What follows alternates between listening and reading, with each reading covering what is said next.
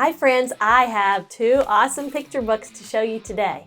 And we're going to find out which one is the champion in our Picture Book Showdown.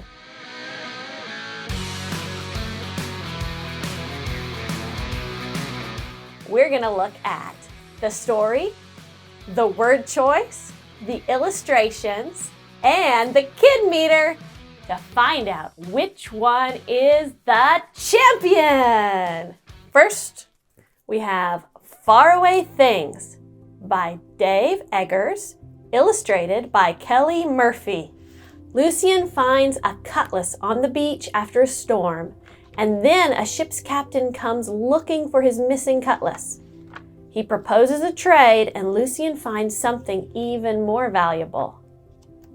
Now, Lucian lost his father recently, and as the story progresses, the item he picks up of the captain's treasures is a light for his father's lighthouse. This book leaves a lot of the surrounding story up to the reader to decide, but has clues that make you think and ponder the story and can continue to fuel imagination. You can wonder about the captain and why he values the cutlass more than any of his other treasures. You can wonder about Lucian's father and how he died, when he died, why the lighthouse is dark now. And you can wonder about Lucian, what's he going to do now that he has a light for the lighthouse? This story asks a lot of questions and it doesn't tell you all the answers, which is really good in a children's story because it fuels the imagination of the reader and it helps us feel like this is a real life place, real life things are happening, and the adventure could happen to anybody. Now let's look a little closer at the story. Does it teach us something we need to know? Yes.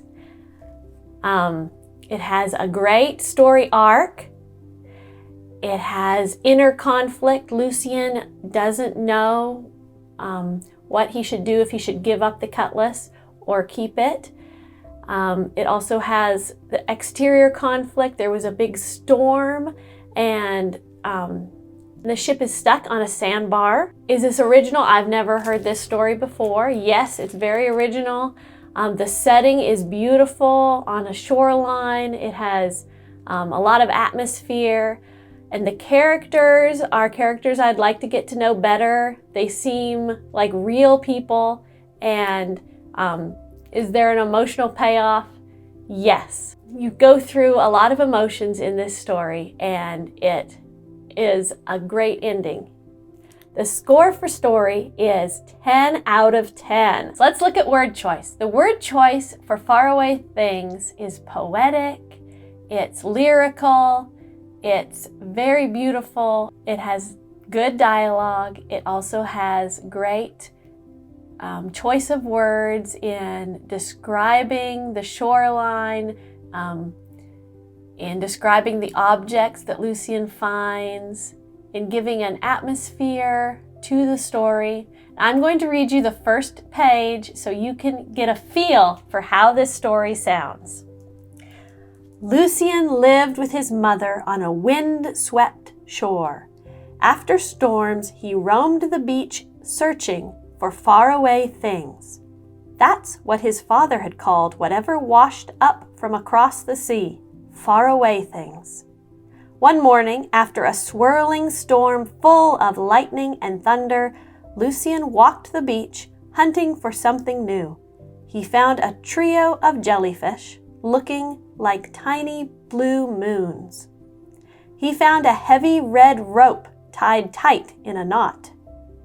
Then he saw something bright. So you can see there's a lot of great description words, and it really feels like you're there with Lucian, and it gives you a beautiful atmosphere. The score for word choice is 24 out of 30. Now, let's look at the illustrations. The illustrations in Faraway Things are beautiful. I want to show you how the illustrator uses a lot of different perspectives and just creates an atmosphere of the shoreline. See, this one is an overview of like his house and the shore You have his room, and look at all the beautiful details in his room.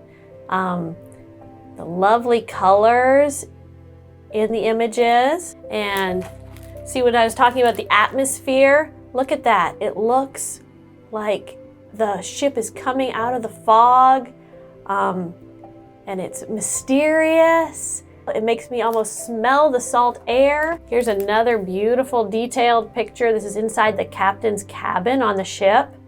And you can see all the mysterious objects that he's found. And then there's the lamp that Lucian picks. The fog is gone. Look, it's a beautiful day. And everything is more sunny now at the end of the story than it was when it was mysterious and a little bit sinister. So you can tell that the artist is using the colors, using the atmosphere to tell the story along with the words. So the pictures play a big role in this story, and the pictures are gorgeous. The score for illustration is 30 out of 30. Let's look at the kid meter. I asked my kids what their rating was for this book, and they gave it a 6 out of 10. We're going to look at Jack Frost. This is one of the series that William Joyce did of Guardians of Childhood. And we've read the Man in the Moon one, and we've read Jack Frost now. And they are breathtakingly beautiful, and the stories are a timeless adventure with a beautiful ending, and it's magic and fantasy in the very best way. This is a legend of the history of Jack Frost, how he started out as Nightlight, the guardian of the Man in the Moon. But after defeating the villain who pursued the Man in the Moon, he fell to earth and forgot who he was. Eventually, he woke again as Jack Frost, but he forgot his purpose.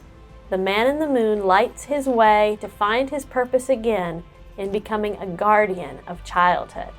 This is a story of triumph and finding your purpose in giving of yourself for others. This is a fairy tale in the best sense. It has daring, adventure, and poignancy. It is paired with breathtaking pictures that are full of wonder and imagination. I want to fly into the clouds, explore the forest, and sail in the starships with Jack. Let's look at the score for story.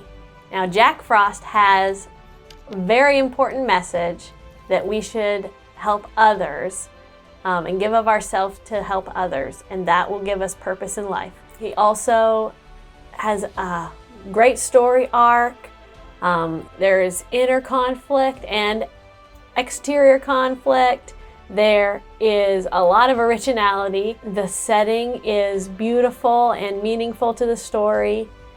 There are several characters, and they all feel like real characters, and it's very emotional.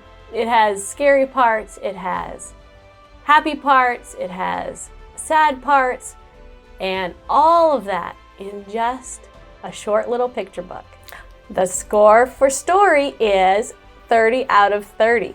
All right, let's look at the word choice for Jack Frost. It has a nice voice. It sounds like a fairy tale in the way that it's written. Let me read the first part of this story to you, and you can hear what it sounds like. There was once a remarkable boy who never grew up, a boy who had 2 lives, and so he had 2 names. We know him as Jack Frost, but once upon a time, during the Golden Age, he was called Nightlight. He was a creature of light with a bright uniform, and he glowed with courage and kindness. His very best friend was the Man in the Moon, back when the Man in the Moon himself was just a very little boy. It was Nightlight's duty to light his friend's way. So this is a story that highlights character traits like kindness and courage, and it gives a rolling adventure. It has some poetry in there. It is just overall great word choice, easy to read, but very lyrical and sophisticated at the same time. The score for word choice is 24 out of 30. Next, let's look at these illustrations. The illustrations are absolutely gorgeous. I love the saturated colors. I love the details. I love the fantastical nature of the pictures. And I especially love the flowing lines. Like, look at this when he's riding on the clouds. It's just a flowing line. You can feel like you are in the clouds with Jack. And just breathtaking, just beautiful, gorgeous pictures. The score for illustration is 30 out of 30. Let's look at the kid meter.